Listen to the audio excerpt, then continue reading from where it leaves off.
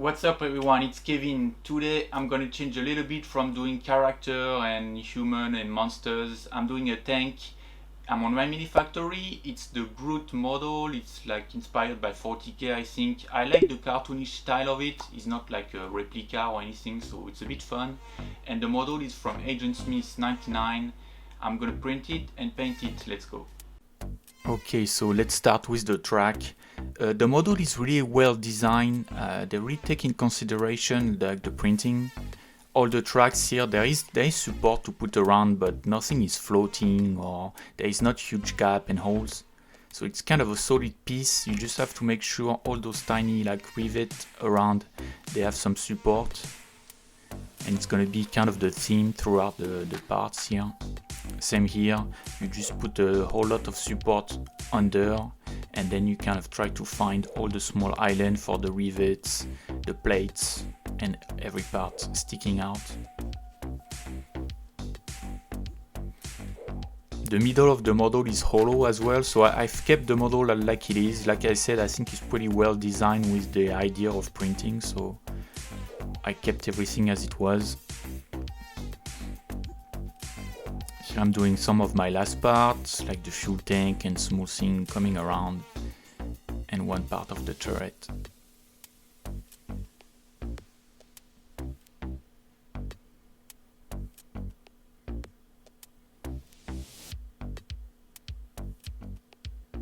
And here it's exactly the same. I'm catching mostly the rivet, make sure everything is supported, and that should be fine. Okay, so all the prints are finally done. Everything was really easy to print. There was almost no cleanup, just a tiny bit here on the back. As you saw, there is a couple of parts and you can choose from different turrets, cannon, body and everything. So you can make your own a bit. Mine is really close to the model on my mini factory because I just like the way it is. I still have my fuel tank on the back here. I'm gonna keep it separate for now. I'm gonna prime it and start the painting and it should be fun. Let's go. Okay, so here I'm done with the priming. I apply my base coat. I'm going for khaki, obviously, it's kind of the basics here. And I'll try to apply some volume, so I'm going darker here under the body and the turret. And then I'm gonna apply some way brighter color over. I want to try to have some volume after on the tank, so that's what I'm going for here.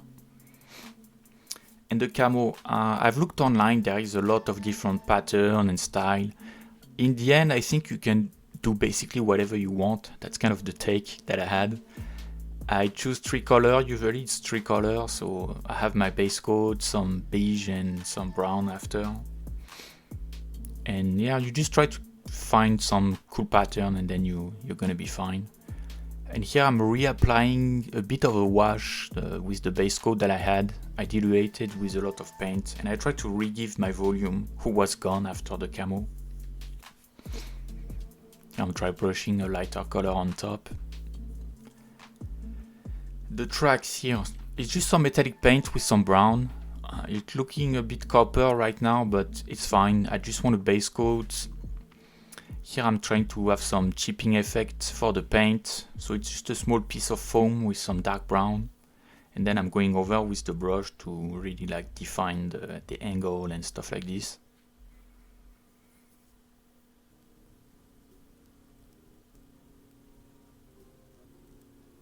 And here I'm using some kind of off-white and I'm just putting a small highlight on the bottom of those chipping paint to really give the volume and sell the effect. I think it's really nice. I really like this effect.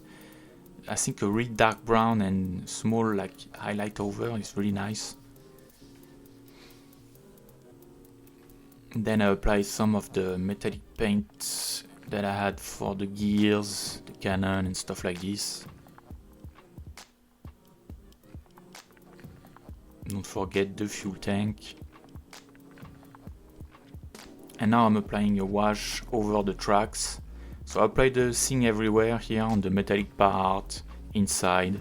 It's a mix of a black and brownish, so I've kind of mixed 1-to-1 black and brown wash. And I'm really pulling the wash, trying to make the effect dirty.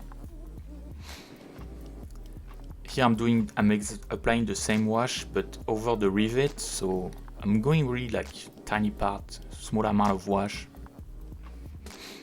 And when I was done, I started some rust effects.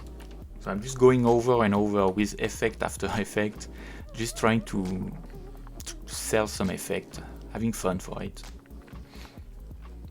So I have this kind of orange color, and I'm just going over. I apply a lot of it on the tracks. I know I'm gonna cover a lot of it after. And here I have the metallic paint, the aluminum, the Vallejo aluminum color. So really bright, and I'm just going over some angle, trying to have the bare metal exposed in some part. Same for the tracks, all the edge highlight of the tracks, I went with the silver. And at the end I just apply some like powder, chalk powder, some pigment. And I started with the gray here and finished with the brownish.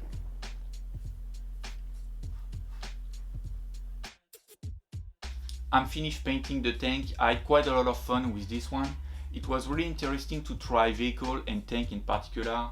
I understand why there is a niche of people doing modelism of World War II and tanks and things like this. There is a lot of techniques, weathering techniques and color to put in consideration. I went a bit overboard with it.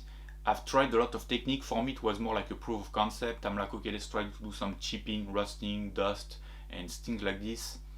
In the end the result is pretty fine, and I will definitely try to do more vehicles, more tanks, just to have some more fun with stuff like this. So that was great, a good try, and happy with the result. If you enjoyed the video, leave a like, subscribe for more, and see you next week. Bye.